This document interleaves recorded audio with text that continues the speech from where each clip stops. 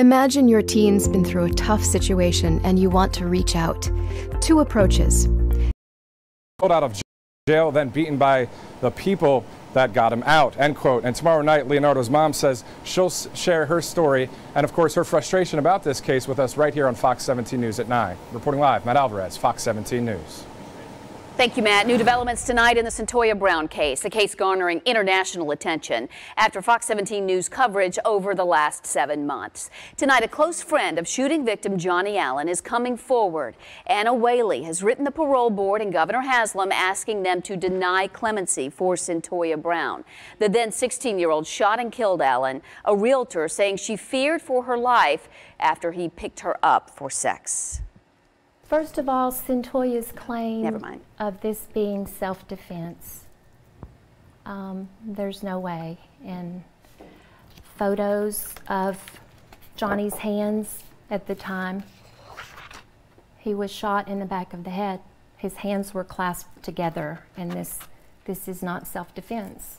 Cyntoia Brown's legal team not giving any further comment until her clemency petition is rectified. The parole board expected now to make a recommendation to Governor Haslam, we've learned just today, about Cyntoia Brown's clemency later this month on May 23rd. Her attorneys say she is a sex trafficking victim who has served time for the murder, has shown remorse, and is now rehabilitated and ready to help other young girls caught up in life on the streets.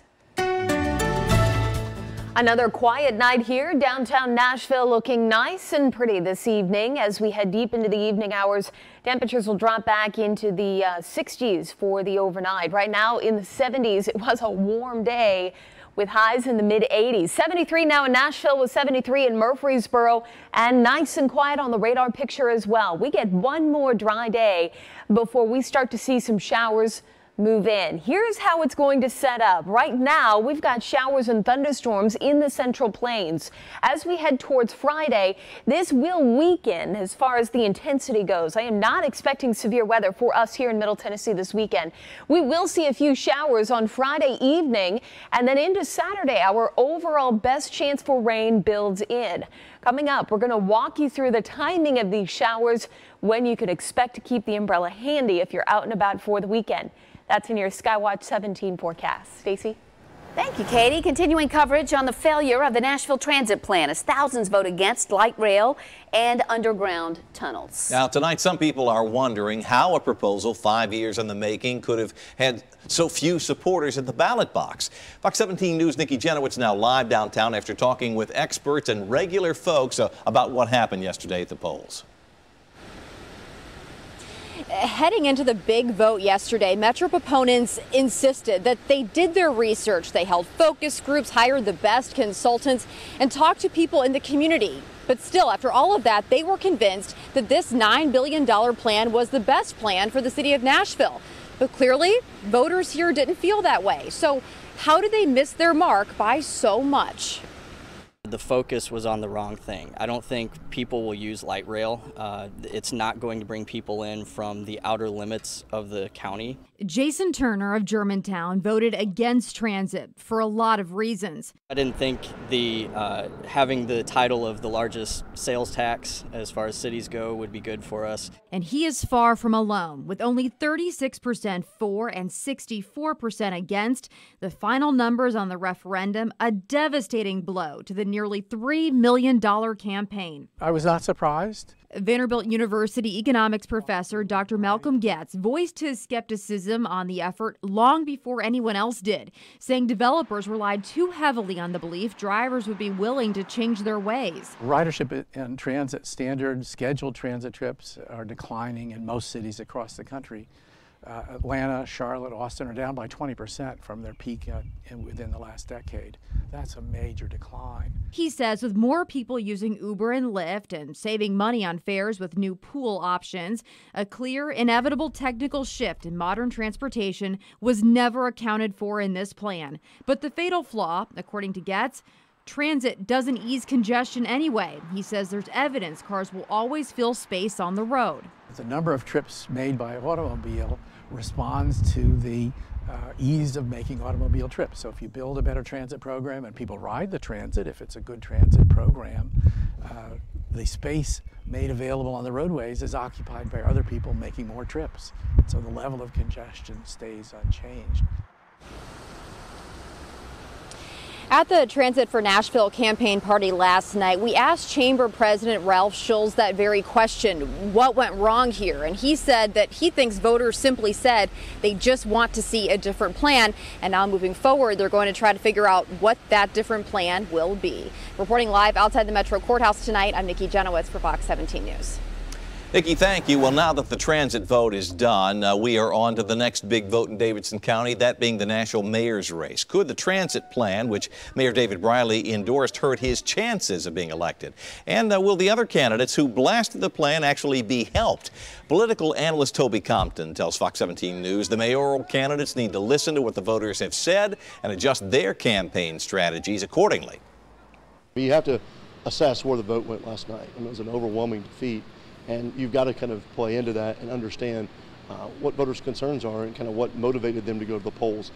Early voting for the Nationals mayor's race begins on Friday, Election Day here, May the 24th.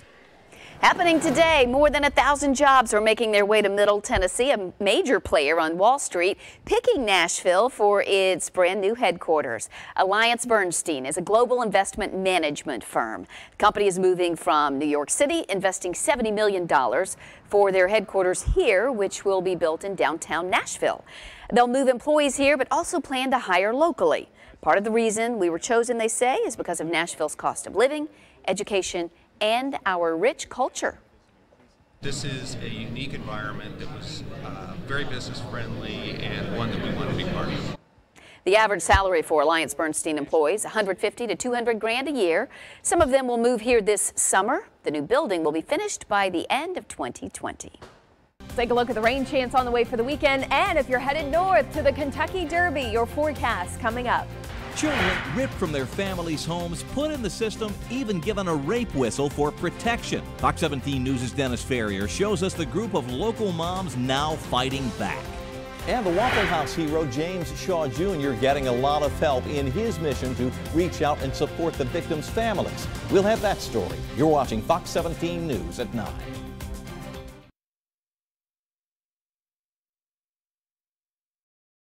Hey guys, I'm Peyton Lampton. I recently spent a lot of time trying to pick out a sofa for my home, and I learned a lot.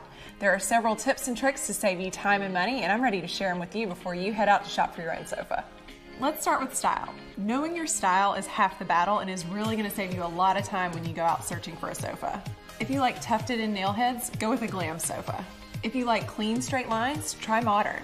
If you like rolled arms or skirted sofas, go for traditional. If you like a combination of modern and traditional like I do, choose contemporary. Next, let's look at color. I think of color in 3 different categories.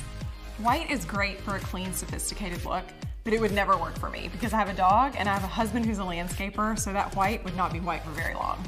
If you want your sofa to be the statement piece of the room, then go with a bold color like bright red, because then it will definitely be a showstopper. Finally, we have the neutral category. This includes grays, tans, browns, beiges. I'm a big fan of neutrals because I change my mind a lot, so I find having a neutral sofa allows me to switch out the pillows and accessorize based on my mood or the season. Once you decide on the style and color of your sofa, then you need to pick a size, and this involves measuring. Make sure you measure the length and width of the area where you're working, and then compare that to the sofas you've been looking at in the store. I like to take painter's tape and tape the room in the exact size of the sofa so that you can step back and look and make sure that this is going to be the perfect one for your space. Then you want to measure for your home delivery. This includes the doorways, any hallways, anywhere where the delivery men are going to have to walk through with your sofa to make sure it's not going to hit any walls. Once you've followed all these steps, you can rest assured that you've picked the perfect sofa for your home. Thanks for watching. Now you can start your search for the perfect sofa on Wayfair.com today.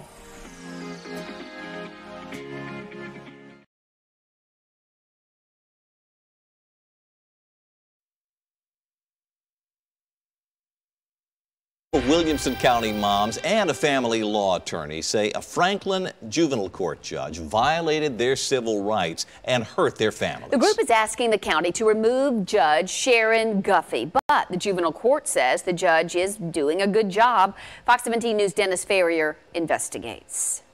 Next, we have citizens communication. It is not the kind of testimony you expect at a county commission meeting. 7 parents parade to the microphone to tell horror stories. Each story will involve their kids and juvenile court judge Sharon Guffey, who they all blame for their unhappy endings: divorce, homelessness, sexual assault. They say all of it happened because of what happened in Judge Guffey's court. Williamson County's Natasha Pavlovich is an actress, beauty queen, and pilot. But she had no idea how the hearing about who sees her daughter when would lead to drama she had never experienced. Someone needs to move out. A paternity hearing that does not involve property somehow suddenly involves the 5,000 square foot home where Pavlovich and her daughter live. Toss a coin if you have to. If you can't decide, then call me and I'll decide. The father was staying in the unconnected guest house. Nevertheless, Judge Guffey forces the issue. I get an order from Judge Sharon Guffey saying, mother is to vacate premises immediately. Just like that, without the authority to make that order and without any due process or hearing on it, and without a warning, I became homeless. But with all due respect, if Your Honor, please, there is no authority of the court. I packed my car with some of my clothes, and I packed my daughter's clothes and some of her toys. And my dog, too. And I called up some shelters, and it was so crushing. And I didn't qualify for shelters because I was a homeowner. Family law attorney Connie Reguli says Judge Guffey's actions were illegal. The court had no jurisdiction to make a decision about who would live in the house that she was a joint owner with the father of her child. They just can't. Court can't make a decision without jurisdiction. What do you do when you're kicked out of your house and you have to sleep in your car and you get an email from your attorney that says you can't go home tonight? What do? Who do you call? It's with a broken heart I come to you. Allison Wolf and her husband were having trouble with their 15-year-old son. He was dabbling in drugs, hanging out with the wrong crowd. Finally, they called 911. But that move completely backfired when juvenile court Judge Guffey took the boy from his parents and put him into foster care. She felt that my son's father putting his hands on this boy and forcing him into a bedroom was abuse. My son was never abused by my husband. He was never beaten by my husband. He was put into his bedroom by his dad. The boy went to live in a trailer park in Laverne with a family that had multiple foster kids.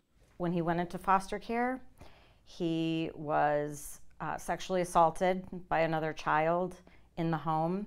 He had to be taken to the ER, and they basically gave our son a rape whistle. Eventually, the Wolfs got their son back. In fact, when the case finally went to another judge, that judge said, quote, "While the court understands the minor child does not want to go home, the legal parents have a compelling, fundamental, and constitutional right to parent their child as they see fit. The court does not find that the parents represent any harm to the minor child," unquote. But it was too late.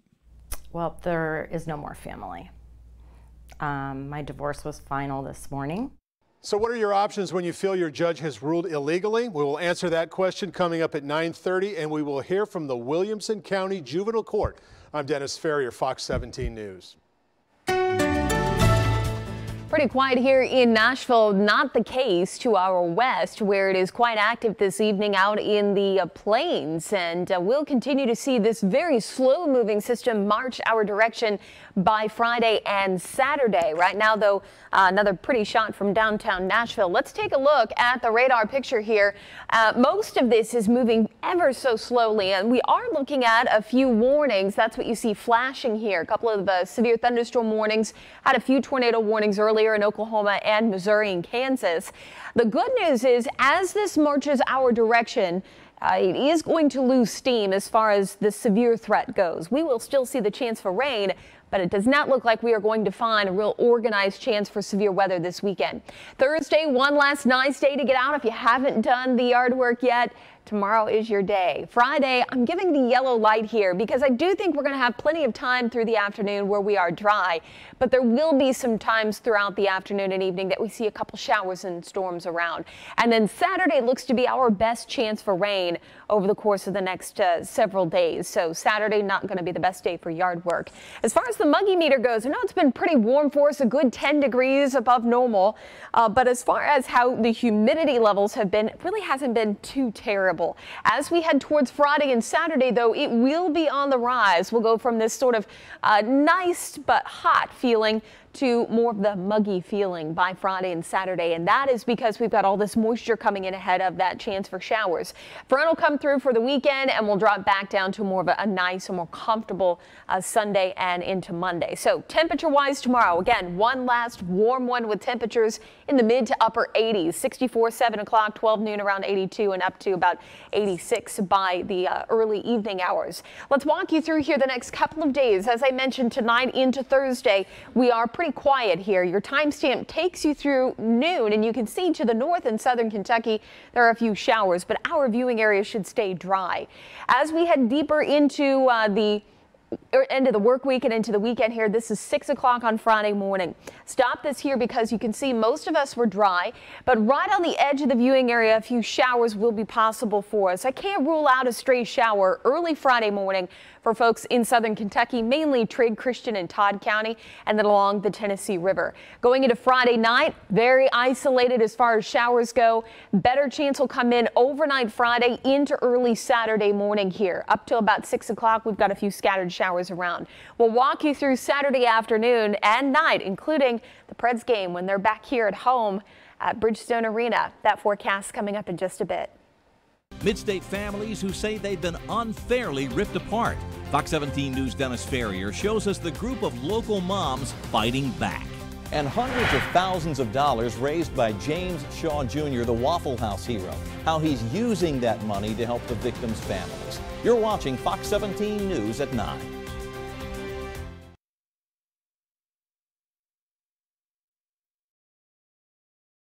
Whether you're a couple that likes movies, have kids that use all your bandwidth, or have a jet-setting brother you call every day, you need Spectrum. Get the best home services with Spectrum TV, 100 megabits internet, and voice for $29.99 a month, each with no contracts. Click to learn more.